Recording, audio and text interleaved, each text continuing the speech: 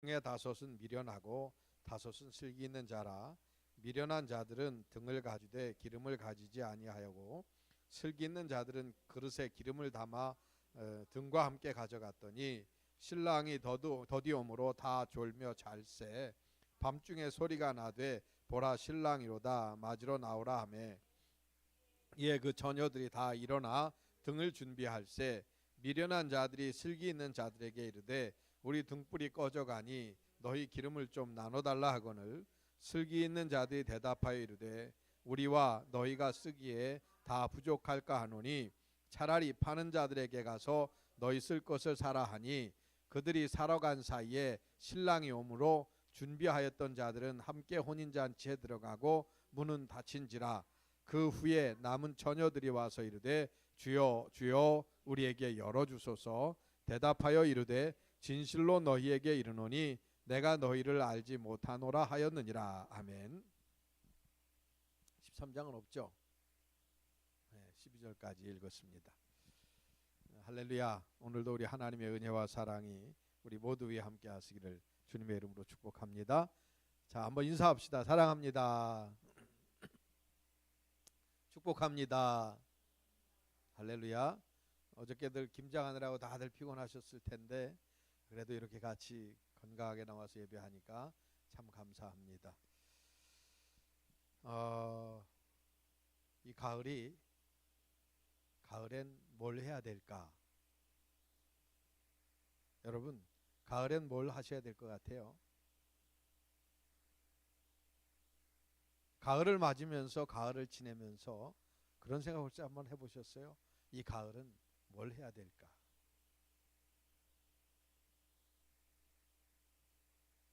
가만히 제가 이 가을에 대해서 묵상을 해보니까 가을은 실질적으로 참 지혜로운 계절입니다. 왜냐하면 이 가을은 가을에 해야 될 일들은 준비하는 일입니다. 그죠? 가을은 겨울을 준비하기 위하여 그동안 거둔 것들을 다 이제 준비하는 그런 계절이잖아요. 준비하는 사람이 지혜로운 사람입니다. 겨울을 맞을 준비를 하도록 이 가을을 풍성하게 하셨어요. 보세요. 하나님이 요셉에게 바로 왕에게 꿈을 꾸게 하셨습니다. 그 꿈이 뭡니까? 7해 풍년과 7해 흉년입니다. 그런데 지혜로운 사람은 뭐 할 줄 아는 사람이냐? 7해 풍년에 7해 흉년을 대비할 수 있는 사람이 지혜로운 사람입니다. 지혜로운 사람은 이렇듯 준비하는 사람입니다. 여러분은 어떤 준비를 하면 어떤 인생을 살고 싶으신가요? 제가 이 가을에 가만히 묵상을 하니까 가을에는 아무래도 가을에 뭐 어떤 게 잘 어울릴까 하고 이렇게 가만히 생각을 하다가 작년에 본 기사가 생각이 났어요. 작년에 신문에서 그런 기사가 나서 한번 찾아봤더니 작년 11월 6일 기사더라고요. 작년 11월 6일에 이제 가을 음악회가 예술의 전당에서 있었어요. 근데 그 예술의 전당에서 가을 음악회를 했는데 가을 하니까 어떤 악기가 생각이 나세요?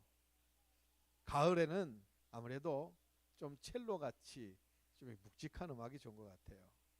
그래서 가을 첼로. 그래서 가을에 첼로 연주자를 모셨던 것 같아요. 그래서 제가 그때 그 기사를 읽으면서 왜 기억에 남았느냐? 아, 가을에는 첼로가 어울릴 것 같다. 이 생각이 들어서 기사가 남았거든요. 다시 찾아봤더니 그 연주회가 11월 6일 날 있었어요.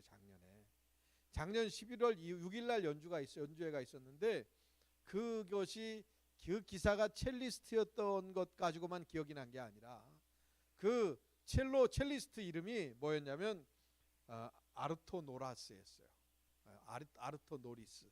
제가 잘 모르는 사람이라 기억은 못해도 내용만 알고 있어요. 근데 아르토 노리스라고 하는 이분이 연세가 어떻게 되냐? 77이에요. 올해는 78 됐겠죠. 77에 우리나라에 와서 가을 음악회를 첼로로 독주를 하신 거예요. 근데 그 반주를 한 분이 누구냐면 73살 된 지금은 74살이죠. 랄프 고톤이라고 하는 할머니입니다. 랄프 고톤이라고 하는 사람이 반주를 하고 이 오슨이라고 하는 이 사람이 노라스라고 하는 이 사람이 첼로를 연주했는데 그 연주를 사람들은 많이 기대를 했대요. 전 잘 몰랐는데 기대를 한 이유가 뭐냐? 그분의 연주가 너무 훌륭하기 때문이라는 거죠.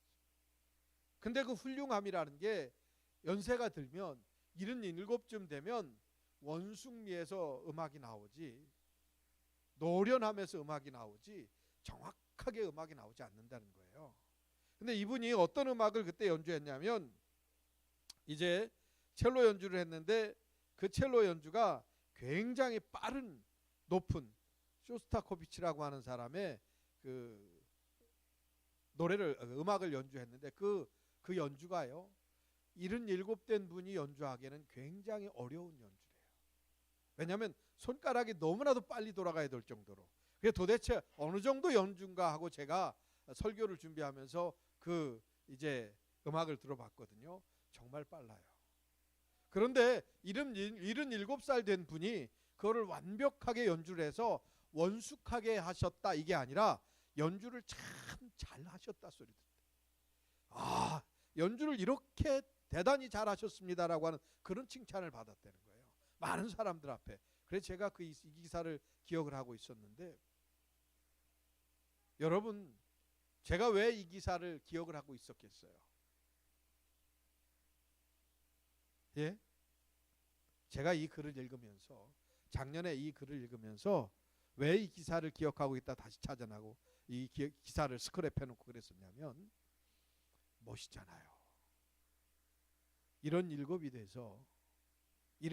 돼서 연주를 완벽하게 해낼 수 있다는 거 멋있잖아요. 근데 기자가 가서 물어봤대요. 선생님 어떻게 하면 연주를 그렇게 훌륭하게 잘하십니까? 뭐라고 그랬는지 아세요? 뭐라고 얘기했냐면 저는 무대에 서기 위해서 일정이 잡히고부터는 음악을 정하고부터는 하루에 10시간씩 연습합니다. 77의 노구에 10시간을 연습한다는 거예요. 그러면서 숙소를 잡을 때 연습실을 잡아달라고 하고 숙소 좋은 데 잡지 말고 연습실에서 걸어 다닐 수 있는 데로 잡아달라 그랬대요. 숙소가 최고급이 아니어도 되니까 연습실에서 걸어 다녀서 편안하게 아무 때나 가서 연습할 수 있게 연습실을 잡아주십시오라고 그렇게 주문을 한대요. 그리고 하루에 10시간씩 연습을 한대요. 그러니까 좋은 연주, 정확한 연주가 안 나올 수가 없다 이렇게 얘기를 하는 거예요. 여러분 준비라고 하는 게 이렇게 대단합니다. 저는 개인적으로 이런 인생을 좀 살고 싶어요. 77이 되고 78이 되어도 그지요? 근데 우리는 그런 거 경험했어요. 우리가 부흥회 할 때 예전에 지금도 이병희 목사님 작년에 우리 교회 오시기로 했다가 올해 우리 교회 부흥회하러 오시기로 했다가 못 오셨지만 그 코로나 때문에 못 오셨지만 지금도 그분이 84살이신데 지금도 세계를 다니면서 부흥회를 하세요. 세계를 다니면서 부흥회를 하세요. 근데 우리 교회에서 제가 부흥회를 모시면서 옆에서 그분 앞에서 보통 부끄러웠던 게 아니에요. 얼마나 부끄러웠냐면 대개 많은 분들이 부흥회를 오면 더군다나 미국에서 오셨잖아요. 제가 좀 여기서 좋은 걸 좀 보여드리고 대접도 하고 싶잖아요. 그래서 제가 목사님 여기는 수원 화성이 있는데 이게 세계문화유산인데 한번 둘러보실까요? 그랬더니 목사님 뭐라고 하시냐면 저는 수원 화성 구경하러 오지 않았습니다. 저는 말씀 전하러 왔습니다. 목사님 한국에 오셨으니까 미국에서 저기 못 드시는 거 한국에서 혹시 잡수고 싶은 거 있으시면 같이 가시죠. 그랬더니요. 저는 별로 많이 먹지 않습니다. 그냥 점심 식사나 어디 가서 좀 잘하면 좋고 아침은 그냥 호텔에서 나오는 거 간단하게 먹고 저녁에는 과일이나 몇 쪽 주세요. 저는 그리고서 하루 종일 뭐 하시냐면 그 호텔에서 성경 보고 말씀 보고 묵상하고 어떤 말씀을 전할까 이거에 대해서 전념하시고 준비하시는 거예요. 그러니까 하나님이 힘 주셔서 84살인데도 정말 놀라우세요. 어떻게 다니시냐면 미국에서 우리나라 와가지고 대개 미국에서 우리나라 오면 시차 때문에 고생 많이 하거든요. 8시간 이상 차이가 나잖아요. 근데 미국에서 한국 도착하자마자 집회를 시작하세요. 집회 끝나자마자 가세요. 저는 그분 보고 정말 놀랐습니다. 그래서 어떻게 그렇게 힘이 나세요? 그랬더니 하시는 말씀이 하나님이 힘 주시니까 하지 내가 무슨 힘으로 하겠습니까? 멋있잖아요. 여러분 저도 그런 목사 되게 해달라고 여러분들 기도하세요. 할렐루야. 80이 넘어서도 세계 만방으로 다니면서 복음을 전하러 다니고 그 복음에 집중할 수 있는 것 얼마나 멋있습니까? 여러분 어떤 인생이 멋있으세요? 시간이 안 간다고 술이나 퍼마시고 여기저기 시비나 붙고 그냥 이렇게 사는 인생이 멋있습니까? 아니면 왜 이렇게 시간이 빨리 가냐 그러면서 도대체 나는 뭘 하며 사는지 모르겠다고 하는 그런 인생이 멋있습니까? 아니면 철저하게 내일을 준비해 가면서 의미 있는 일을 찾아서 하면서 멋지게 사람들 앞에서 나의 존재를 보여주고 사람들을 감동시키고 복음을 전하는 게 멋있습니까? 여러분 인생은 자기의 선택입니다. 하나님께서는 그 선택할 수 있는 길을 주셨어요. 여러분들도 선택할 수 있습니다. 할렐루야. 여러분들이 지금 여러분들의 생각하기에 가장 멋있는 인생을 사모하면서 선택하십시오. 그러면 하나님께서 힘주시고 그 일을 이루게 하실 줄로 믿습니다.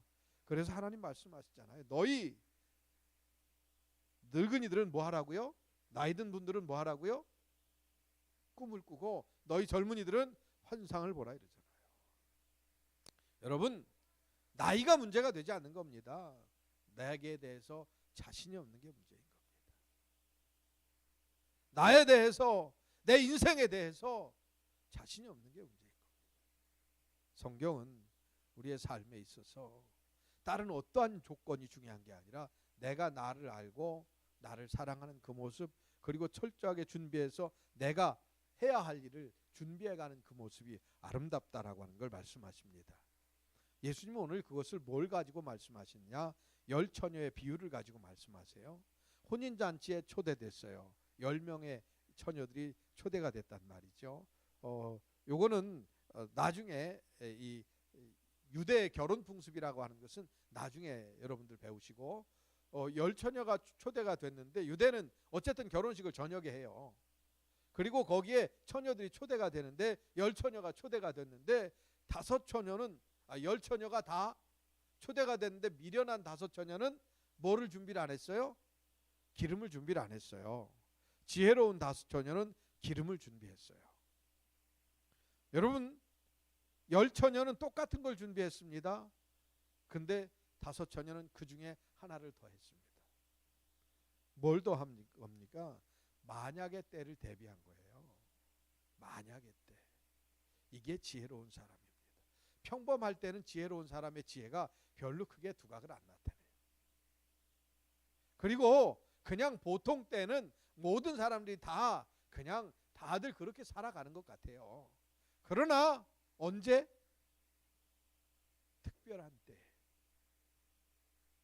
특별한 때에 드러나는 사람은 지혜로운 사람이 드러납니다. 미련한 사람은 같이 그냥 어울려서 다 같이 휩싸여서 가지만 지혜로운 사람은 그걸 견딜 수 있는 힘과 능력 있는 사람, 그것을 준비할 줄 아는 사람이 그 사람이 지혜로운 사람입니다. 지혜로운 5처녀는 기름을 준비하러 가지고 왔는데 결혼식에서 특별한 일이 생겼어요. 어떤 특별한 일이 생겼습니까? 신랑이 더디 왔어요. 그러니까 보통으로 그냥 결혼식이라고 하면 상관이 없어. 보통의 결혼식이라고 그러면 상관이 없는데 신랑이 좀 늦게 온 결혼식은 이건 좀 특별한 상황이 된 거예요. 특별한 상황이 되니까 문제가 생겼어요. 그러니까 기름을 준비하지 않은 이 처녀들은 등불이 꺼져가고 있네. 이 등을 가지지 못하면 잔치집에 들어가지 못하는데 너희 것을 좀 나눠줄래? 그랬더니 이 지혜로운 다섯 처녀가 너도 나도 다 같이 쓰면 우리 다 같이 못 들어가니까 네 거는 네가 가서 사와라. 그래서 미련한 다섯 처녀가 사러 갔다 온 사이에 신랑이 왔어요.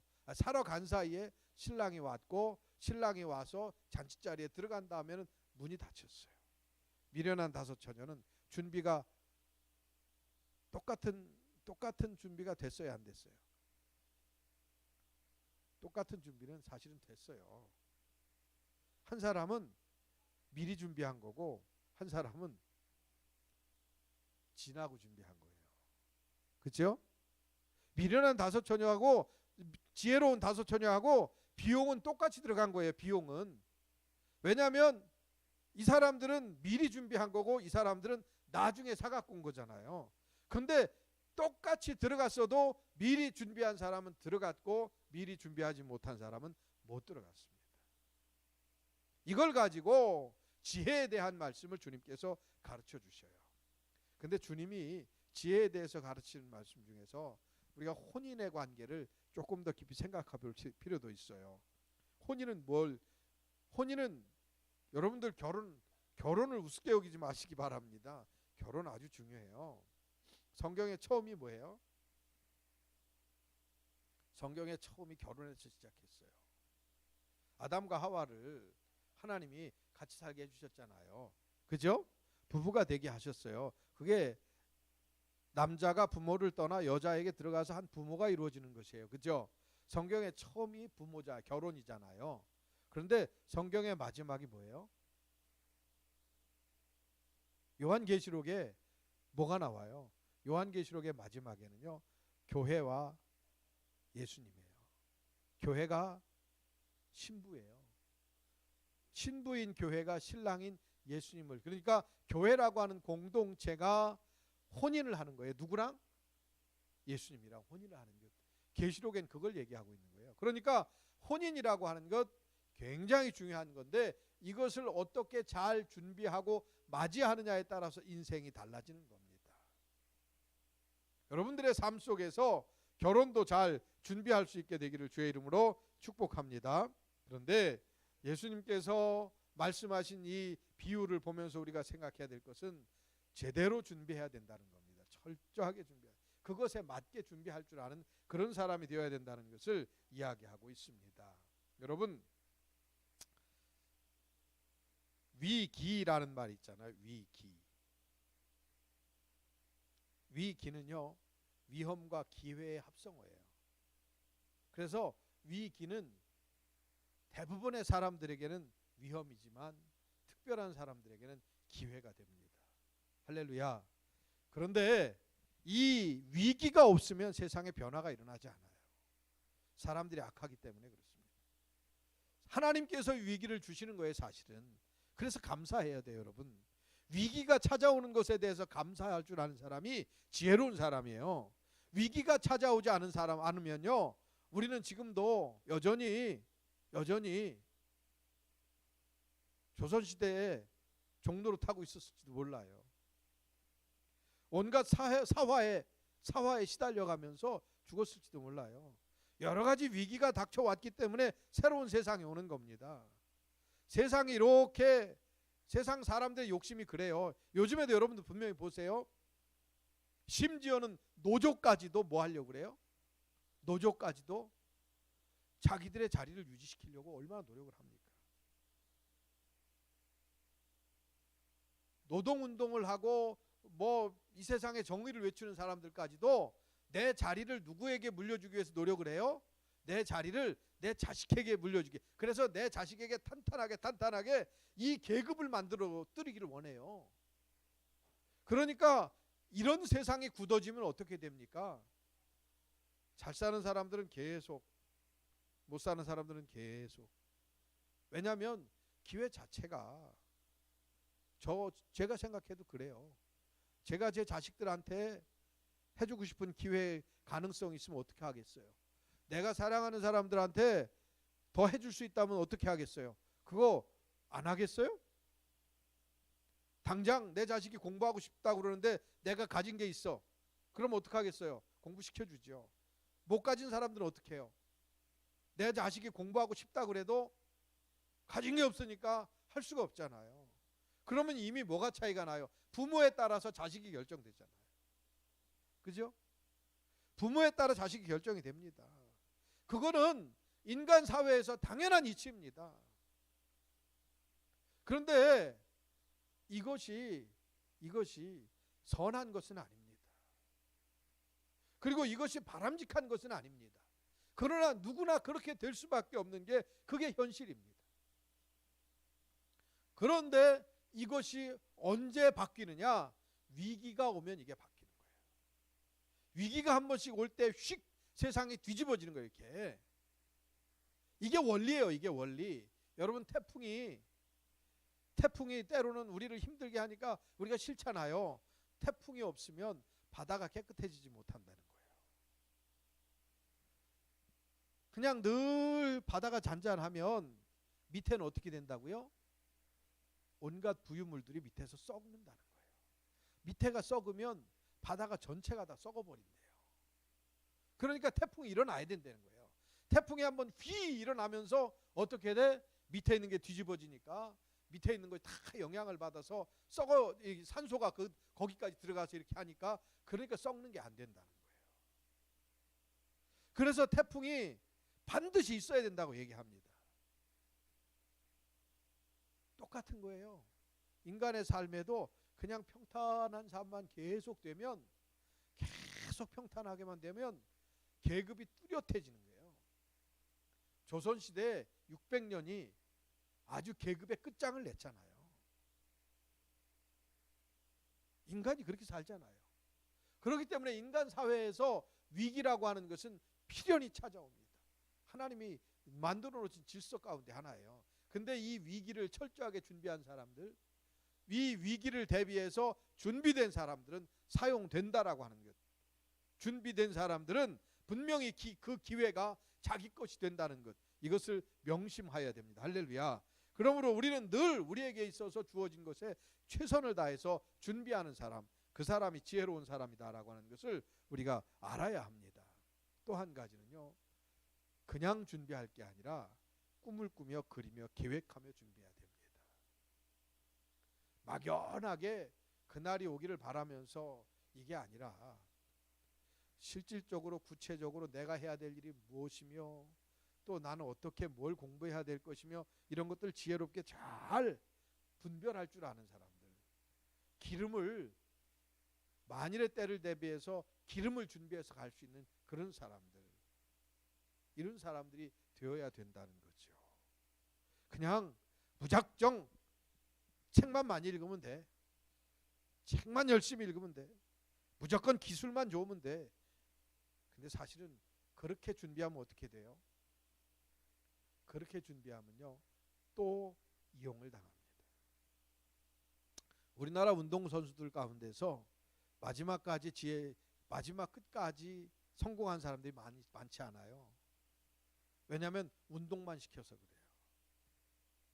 생각하고 공부하고 대비할 수 있는 그런 능력까지도 키워줘야 되는데, 운동만 열심히 해서 엘리트 운동선수가 돼서 세계 최고의 운동선수가 됐는데 막상 사회에 나가서 적응하려니까 그게 안 돼. 그러니까 여기저기서 속는 거예요. 여기저기서 속으니까 그동안 받은 거, 자기 연금 이런 거 다 날려먹으면서 나중에는 그 영광 다 잊어버린 운동선수들이 얼마나 많은지 몰라요. 특히 우리나라에 많아요. 왜 그렇습니까? 제대로 준비하지 못하기 때문에 그렇습니다. 지혜롭게 준비하지 못하기 때문에 그렇습니다. 무조건 준비하기 때문에 그렇습니다. 여러분, 철저하게 준비하는 것은 하나님이 기뻐하시는 일이에요. 여러분, 이런 얘기 아세요? 사울이, 여호수아가 이스라엘 백성들을 데리고 가나안 땅으로 들어가는 거예요. 들어가는데 들어가기 전에 지난주에 우리가 말씀 나눴잖아요. 제일 먼저 여리고 그 가나안에서 제일 강한 성을 하나님이 그냥 멀쩡하게 무너뜨리시잖아요. 그렇죠? 멀쩡하게 무너뜨리는 걸 봤어요. 그 다음에 아이성이 요새에 있는데 그것도 그냥 쉽게 이스라엘의 죄 때문에 그랬지 넘어뜨릴 때는 쉽게 무너졌어요. 그걸 본 사람들이 어느 사람들이에요? 기브온 사람들이에요. 이 기브온 사람들이 어떻게 했습니까? 그래서 이렇게 했어요. 떡에다가 곰팡이 난 떡을 곰팡이 나게 하고 옷도 다 낡은 것을 입고 포도주도 낡은 부대에다가 오래된 포도주를 담고 그렇게 오래된 저기처럼 먼 데서 온 사람처럼 꾸며서 여호수아에게 찾아갔잖아요. 그리고 우리하고 화평하자, 화친하자 그랬어요. 너 이 근처에 있는 사람은 아니다. 이 떡을 봐라. 이 신발을 봐라. 포도주를 봐라. 우리 행색을 봐라. 우리 멀리서 왔다. 그러니까 어떻게 했어요? 여호수아가 묻지도 않고 어떻게 했다? 그 사람들하고 화친을 맺었어요. 그러고 보니까 이 기브온 사람들이 어디 있어요?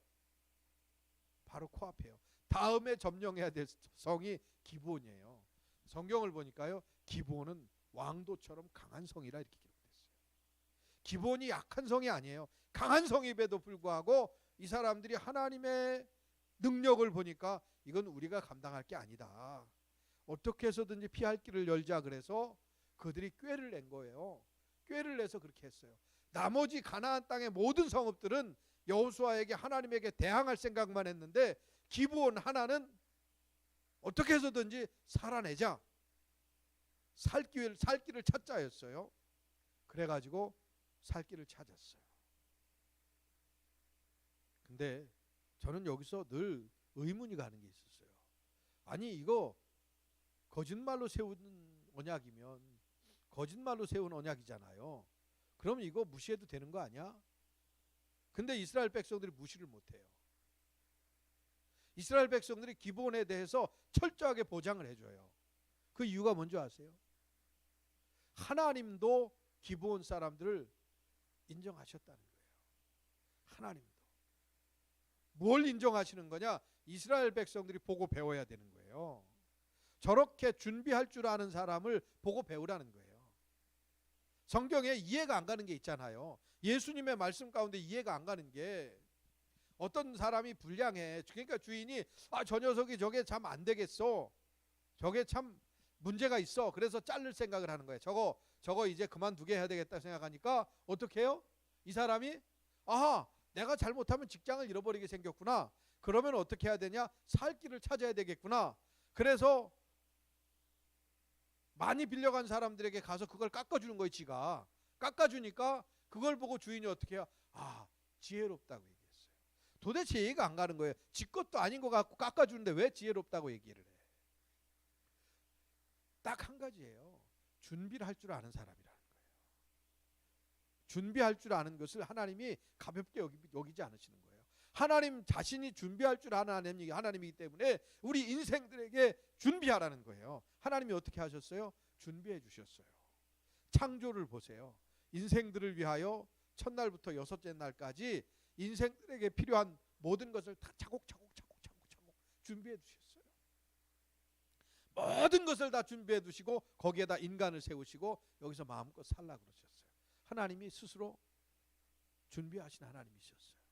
그리고 이 하나님에 대해서 아브라함이 뭐라고 얘기했어요? 여호와 이레 준비하신 하나님이다 이렇게 말씀하셨어요. 기브온 사람들을 하나님이 인정하셨다는 것이 어디까지 나타나냐면 사울 시대, 다윗 시대에도 나타나요. 다윗 시대에 3년 동안 기근이 있었잖아요. 아시죠? 다윗 시대에 3년 동안 비가 안 왔어요. 그러니까 물어보는 거예요. 하나님 앞에 이게 왜 누구의 잘못입니까? 왜 그렇습니까? 그랬더니 아픔 때문에 그렇다는 거예요. 누구의 아픔 때문이냐? 기브온 사람들의 아픔 때문에 그렇다는 거예요. 예?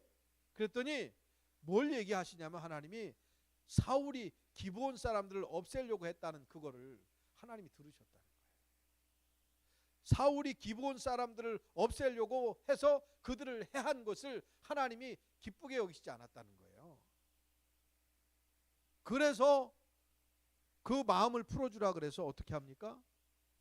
그 마음을 풀어주라 그래서 기브온에게 다윗이 찾아가요. 기브온 사람들에게 찾아가서 우리가 너에게 뭘 해주랴 그랬더니 사울의 자손 중에서 5명을 달라. 죽여야 되겠다. 그러니까 다윗이 어떻게 합니까? 요나단의 자손은 빼놓고 아야의 딸 리스바를 통한 자손 5명을 갖다 주잖아요. 그래서 그들을 목매달아 죽였어요. 기브온 사람들이. 그리고 나서 이스라엘에게 비가 왔어요. 하나님이 준비하시는 사람들을 가볍게 보지 않으세요. 준비하는 사람들 인정하시고 그렇게 철저하게 잘 계획하는 사람들을 하나님이 그냥 그 수포로 돌아가지 아니하게 하세요. 다 끝까지 하나님께서 기억하셨다가 참으셨다가 그것을 하나님께서 열매로 맺게 하신 은혜가 있는 줄로 믿습니다. 할렐루야. 여러분 준비하세요.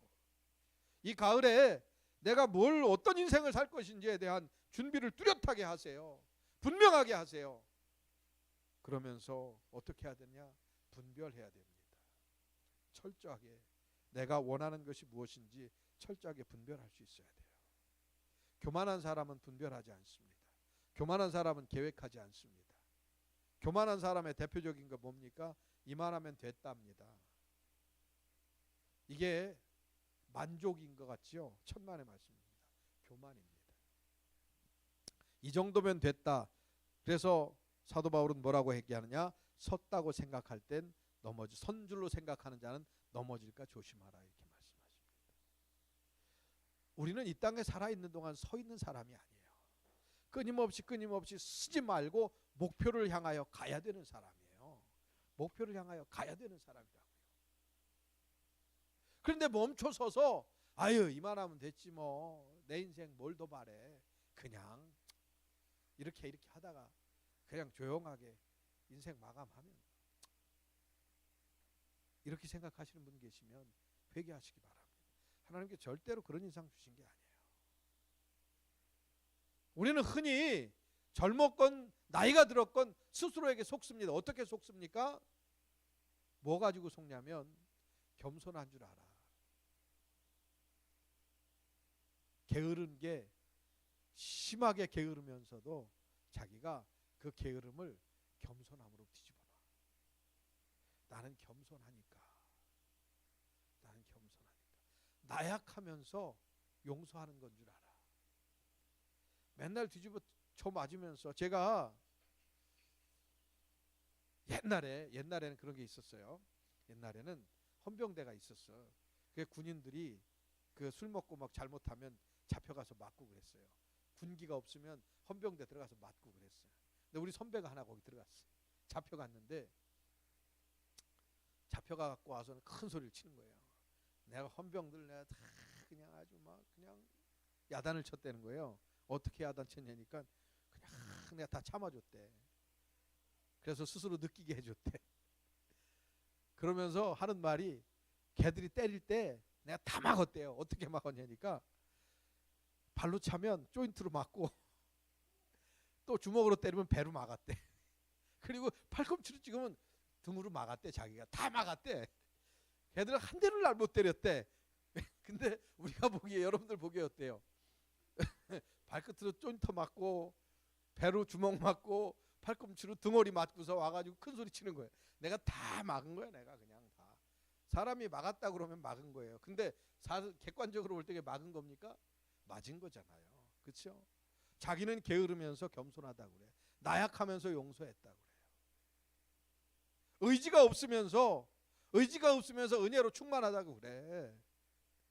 그러면서 멈춰 서 있어. 그리고 이것이 내 인생이 가장 복된 인생이라고 얘기해. 여러분 회개하십시오. 하나님이 원하시는 인생 그게 아니에요. 우리 인생은 끝나는 날까지 끝난 게 아닙니다. 할렐루야. 여러분 말씀을 정리합니다. 작년에 제가 작년 11월 달 이 기사를 쭉 보다 보니까 영화배우 신영균 씨에 대한 이야기가 나오더라고요. 그래서 이렇게 그분 것도 읽어보니까 그분이 500억을 기증을 했잖아요. 올해 2세 되셨는데 91세에 영화 하겠다 그러면서 영화인들이 얼마나 사실 영화하는 분들한테 죄송한 얘기지만 영화라고 하는 그 얼마나 스트레스도 많이 받고 얼마나 힘들어서 또 인기도 좋고 그러니까 얼마나 이렇게 방황하기 쉽습니까? 그런데 굳게 약속을 했다는 거죠. 아내만 사랑하고 술 담배 안 하고 연기에만 전념하기로 그렇게 하고서 영화를 시작했대요. 그리고 하고 나서 차곡차곡 준비하고 모으고 열심히 살다 보니까 명보극장도 인수를 하고 그게 500억이 되어서 그걸 갖다가 이렇게 마지막에 이제 사회에다가 다시 환원시키고 기부하고 멋진 인생 이렇게 쓰잖아요. 근데 여러분 500억을 기증해서 멋집니까? 그분의 인생이 왜 멋집니까? 그분의 인생이 왜 멋지냐면요. 그분의 인터뷰를 보니까 그런 말이 있어요. 내 인생에 후회가 없다. 여러분 그렇게 말씀하실 자신 있으세요? 내 인생에 후회가 없다. 이게 멋있는 거예요. 500억을 기증한 게 멋있는 게 아니라 내 인생에 후회가 없다라고 하는 그 말을 할 수 있는 게 그게 아름다운 거예요. 그게 멋있는 거예요. 그리고 여전히 그 길을 간다 나는. 여전히 그 길을 간다. 그게 그리스도인들의 모습이에요. 하나님 나라 가는 그날까지 멈추는 게 아니에요. 여전히 후회 없는 삶을 살기 위해서 순간순간 주어진 일에 최선을 다할 수 있는 것, 그게 멋있는 그리스도인, 슬기로운 그리스도인이라는 겁니다. 여러분, 슬기로운 사람들은 준비하는 사람들입니다. 이 가을에 어떻게 여러분의 인생을 생각하며 준비하시렵니까? 뭐가 여러분들을 만족시키게 할 수가 있겠습니까? 뭐가 여러분들을 난 후회 없는 인생을 살았어라고 말할 수 있게 하겠습니까? 여러분 그걸 하십시오. 내가 혼자 나는 인생을 잘 살았어, 나는 열심히 살았어, 나는 최선을 다했어, 그렇다고 최선을 다해집니까? 아니거든요. 농부는 뭐가 얘기해 준다고요?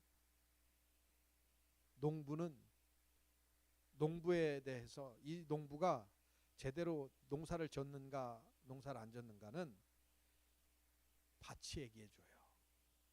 농부가 아무리 잘난 척하고 떠들어대고 나 농사 잘 짓는다고 얘기해도, 나 농사 무지하게 잘 지어 이렇게 얘기를 해도요, 그 사람 말에 품격이 있는 게 아니라 그 사람이 일궈놓은 밭에 그 농부의 품격이 있는 거예요. 음악가는 내가 노래 잘해 이렇게 100번을 얘기하는 것보다 좋은 노래를 한번 부르는 게 그게 그죠? 그게 그 사람의 모습이에요. 부모는 어떤 자식을 키워냈느냐가 부모의 품격이에요. 아내의 품격은 어떤 남편인가가, 내 남편이 어떤 남편인가가 아내의 품격이에요. 남편의 품격은 내 아내가 어떤 아내냐가 아내의 품격이에요. 내가 나를 정하는 게 아니라 나와 함께하는 그게 나를 정하는 거예요. 나는 아니야 라고 발악을 하고 몸부림쳐도요, 여러분 절대로 그게 안 됩니다. 인생이 참 우습죠. 나는 제대로 하고 있다고 얘기하고 싶은데 내 주변에 있는 것들이 핑계대지 못하게 만듭니다. 하나님께서 그렇게 물어보실 겁니다. 너 뭐 했니? 네 인생을 만족했니? 내가 너를 세상에 보내놓고 네 인생을 만족하게 후회 없이 살라고 보냈는데 너 후회 없이 살았니? 만족하니? 이렇게 물어보셨을 때 뭘 내놓으시겠습니까? 밭을 내놓으시겠습니까? 자식을 내놓으시겠습니까? 아내를 내놓으시겠습니까? 남편을 내놓으시겠습니까? 제자를 내놓으시겠습니까? 여러분들이 하나님 앞에서 열매라고 내놓을 수 있는 게 무엇이겠습니까? 여러분, 가을은 준비하는 계절입니다.